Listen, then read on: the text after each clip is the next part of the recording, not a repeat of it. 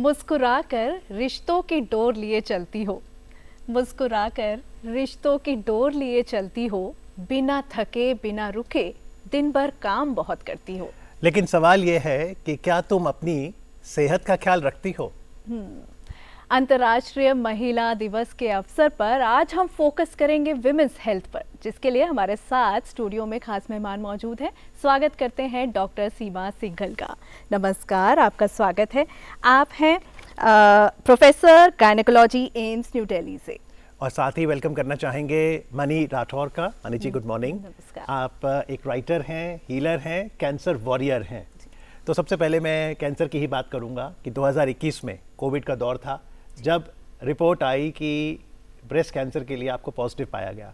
कैसे आपने एक्सेप्ट किया, कैसे आपने वॉरियर बन के कैंसर को डिफीट किया? देखिए, ये जर्नी मेरे लिए बहुत आसान नहीं थी। जैसे कि सबको लगता है, पहले एक अवॉइडेंट फेज था कि ये चीज़ मुझे तो हो ही नहीं सकती है, मैं तो बिल्कुल इस तरह से मुझे ये कोई बीमारी नहीं हो सकती। लेकिन जब मेरी टेस्ट रिपोर्ट पॉजिटिव आई तो यकीन मानिए एक दिन तो मेरा लगभग इसी में गया कि ये क्या हो गया। जैसा मैं समझती हूँ कि जिसका भी ये रिपोर्ट आती होगी उसके ऊपर एक पहाड़ जैसा टूट पड़ता है। लेकिन कहीं ना कहीं जहाँ से आप एक चीज़ को डिनाइल फेज से जब आप एक एक्सेप्टेंस फेज में आते हैं, जब आप उसको एक्सेप्ट करते हैं कि ये चीज़ मेरे साथ हो गई है, व्हाट नेक्स्ट, तो वहीं से कहीं ना कहीं आपके लिए एक रास्ते खुलते हैं। अब जब कैंसर की जर्नी की बात करती हूँ तो देखिए, ये बहुत लंबी जर्नी होती है कि कोई आसान ट्रीटमेंट और इसमें बहुत जल्दी से ख़त्म होने वाली चीज़ नहीं होती है। तो मुझे पता था कि अब मुझे इसका ट्रीटमेंट भी कराना है और ऑथेंटिक जगह से मुझे ट्रीटमेंट करवाना है। तो मैं एम्स के साथ जुड़ी और एम्स के बाद मुझे नेशनल कैंसर इंस्टीट्यूट के बारे में पता चला और यकीन मानिए मेरे को विश्वास नहीं हुआ कि हमारे देश में इतना अच्छा हेल्थ केयर सिस्टम है। और आप लोगों के माध्यम से मैं ये बात कहना चाहूँगी कि लोग ज़रूर ऐसे हॉस्पिटल्स में जाएं और उनके डॉक्टर्स की सलाह लें। जी डॉक्टर सीमा, समय बदल रहा है, बहुत सारी बदलाव आ रहा है सोच में भी, कुछ लोग अपनी सेहत पर भी ध्यान देने लगे हैं। लेकिन अगर ख़ास तौर से महिलाओं की बात की जाए, आपको क्या लगता है कि क्या अभी भी कहीं ना कहीं हम नज़रअंदाज कर देते हैं अपनी सेहत को? मुझे बिल्कुल ऐसा लगता है कि हम अपनी सेहत को सबसे ज़्यादा नज़रअंदाज करते हैं। आप महिलाओं के लिए कह रहे हैं? महिलाओं के लिए, एग्जैक्टली। वो किसी भी सोशल इकोनॉमिक स्टेटस में हो, किसी भी स्ट्राटा को बिलोंग करती हूँ, they all are negligent towards their health. क्यों महिलाएं ऐसा क्यों करती हैं? क्योंकि शायद उनकी प्रायोरिटीज़ में सेल्फ होता ही नहीं है। उनकी प्रायोरिटीज़ में उनके पति, बच्चे वो इतने ज़्यादा होते हैं, घर इतना ज़्यादा या वर्किंग प्लेस इतना ज़्यादा होता है कि शायद खुद को नेग्लेक्ट कर देते हैं। पर आप कैसे चेंज करें? डॉक्टर साहब, कुछ रेसिपी बताइए ना कि awareness, they should know and they should value themselves. महिलाओं को खुद का वैल्यू करना है, सबसे ज़्यादा इम्पोर्टेंट वही है। अगर वो ठीक है तो परिवार भी ठीक रहेगा, ये जानना ज़रूरी है। तो जो आपने किताब लिखी है, जी, हीलिंग योरसेल्फ, हीलिंग टच, उसका एसेंस क्या है हीलिंग टच का? ताकि एक तो मैं बीमार ना पड़ूं, लेकिन अगर खुदा ना खास्ता कोई बीमारी आ भी जाए, मैं जल्दी रिकवर कर जाऊं। जी बिल्कुल। ये बहुत अच्छा है क्योंकि मेरे को ऐसा लगा कि हमारे पास जो एक चीज़ की कमी है, क्योंकि देखिए ये बीमारी जो है टाइम सेंसिटिव है, तो ऐसे में बहुत ज़रूरी है कि लोग अवेयर हों, खासकर महिलाएं। जैसा कि मैम ने अभी बताया कि महिलाएं कहीं ना कहीं एक चीज़ भूल गई हैं, which is called self care. And मेरी बुक में मैंने यही लिखा है, self care means does not mean being selfish, it is about self love, self respect. तो आप अगर हेल्दी हैं तो आपसे ही सब चीज़ों की शुरुआत है, आपका परिवार हेल्दी है और आपका समाज में भी आप बेहतर कंट्रीब्यूट कर पाएँ। तो सेल्फ केयर के लिए क्या टिप्स आप देना चाहेंगी हर एज ग्रुप की महिलाओं को, लड़कियों को? जी हाँ, सबसे पहले तो आप अपनी बॉडी को बिल्कुल भी नेगलेक्ट ना करें, क्योंकि कई बार क्या होता है, कुछ सिम्टम्स आते हैं और हम लोग क्या करते हैं कि हम लोग क्या, सारी महिलाओं के ही साथ होता है कि हमारे लिए कभी वर्क कमिटमेंट्स प्रायोरिटीज़ होते हैं, कई बार बच्चों का एग्ज़ाम है, कई बार कोई फैमिली फंक्शन है, तो हम सोचते हैं कि डॉक्टर विजिट्स हम बाद में कर लेंगे। तो ये चीज़ आपको नहीं करनी है। तो self care starts with your healthy body, then comes the healthy mindset. तो ये भी बहुत ज़रूरी है। लेकिन जो डॉक्टर सीमा आपके पास महिलाएं आती हैं, मैं ज़रूर चाहूँगा जानना, वो अकेले आ जाती हैं कि मेरा चेकअप करो डॉक्टर साहब, या आपको लगता है it's always nice they're accompanied with their family member?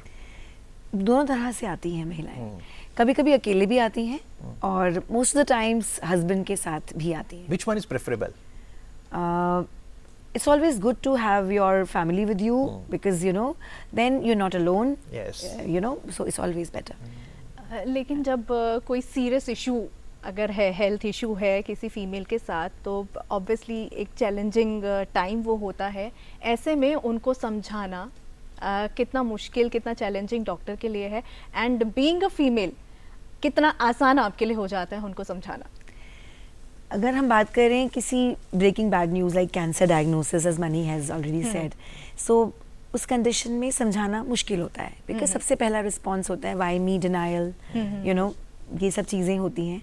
But जब परिवार के साथ होती हैं, हस्बैंड के साथ होती हैं, तो हमारे लिए उनको समझाना, being a woman, it becomes easy, because हम समझते हैं कि एक 35 साल की महिला या एक 40 साल की महिला अगर कैंसर की डायग्नोसिस हो रही है तो वो सबसे पहले डरती है मेरे बच्चों का क्या होगा।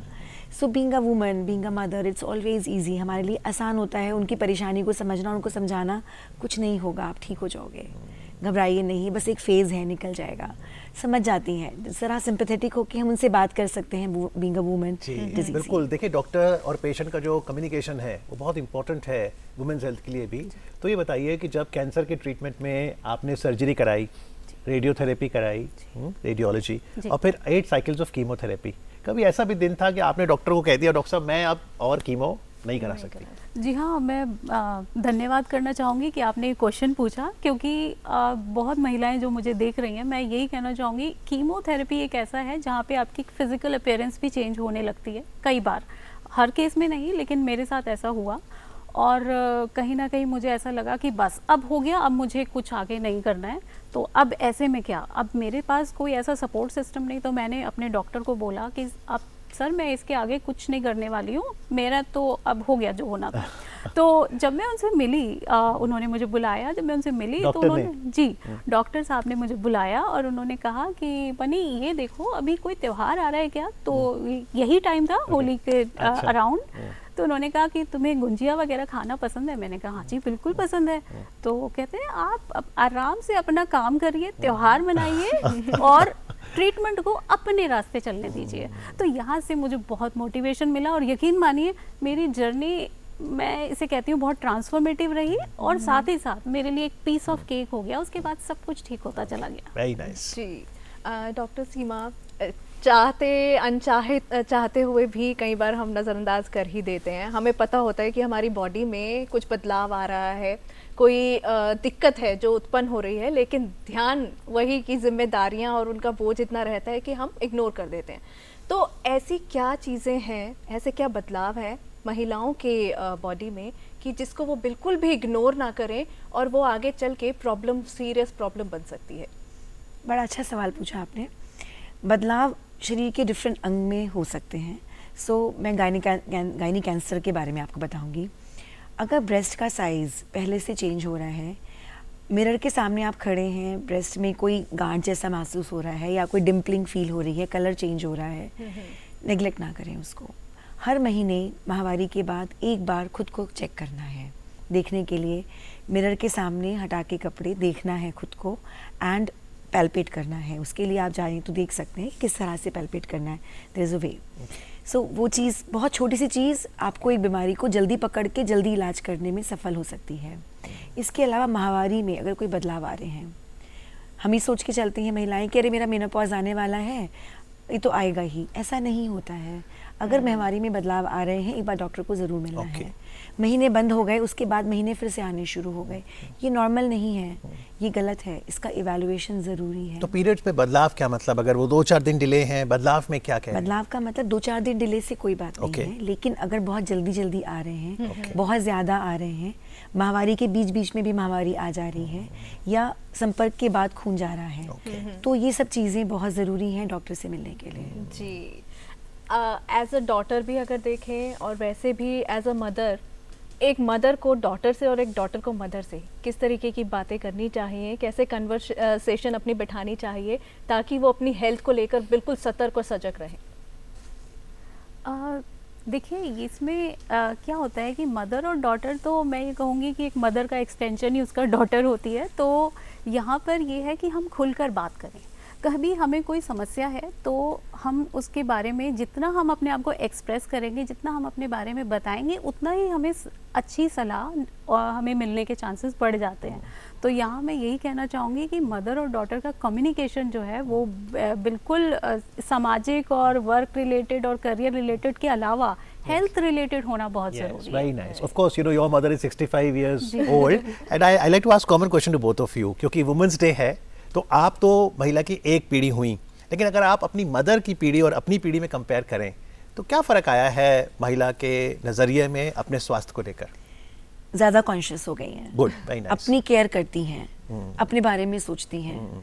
हम लोग अपनी पुरानी जनरेशन से ज़्यादा अवेयर हैं अपनी बीमारियों के लिए, और हेल्प एक्सेस करने में, सीख करने में हेल्प नहीं रुकते हैं। और टेक्नोलॉजी मदद कर रही है, मदद कर रही है, टेक्नोलॉजी मदद कर रही है, कनेक्शन मदद कर रहा है, और सेल्फ अवेयरनेस बढ़ रही है। तो फिर आप अपनी मदर को भी फिर एडवाइस करते हैं कि मतलब ये जनरेशन भी मदर को भी एडवाइस करें हेल्थ को लेकर? बिल्कुल, आजकल की जनरेशन अपनी भी केयर करती है, and I am sure they love their parents. Yes. And your equation with your mother, and how has the generational changes evolved with time for women?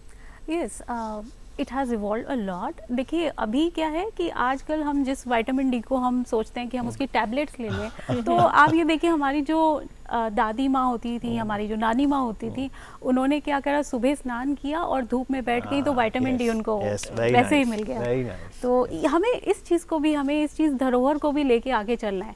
No doubt we are more educated, we are more aware, but it is just a value addition. तो ये कोई separate growth नहीं है, we are moving ahead. जी, यानी दादी माँ के नुस्खे और नानी माँ के नुस्खे आज भी प्रासंगिक हैं। चलते चलते हैप्पी वुमेन्स डे 2025, क्या संदेश देना चाहेंगे आप महिलाओं को? Self care, love yourself and respect yourself. Your message? देखिए मैं यही कहना चाहूँगी कि बीइंग अ वुमेन, आपके लिए आपसे परिवार है, आपसे समाज है। आप खुश हैं तो आपका परिवार, आपका समाज, आप बेहतर उस रिस्पॉन्सिबिलिटीज़ को निभा पाएंगे। जी, तो चलिए आज कार्यक्रम में आके चर्चा करने के लिए डॉक्टर सीमा आपका और मनीष जी आपका बहुत बहुत आभार। Thank you very much. Thank you so much and happy Women's Day once again to both of you. Thank you.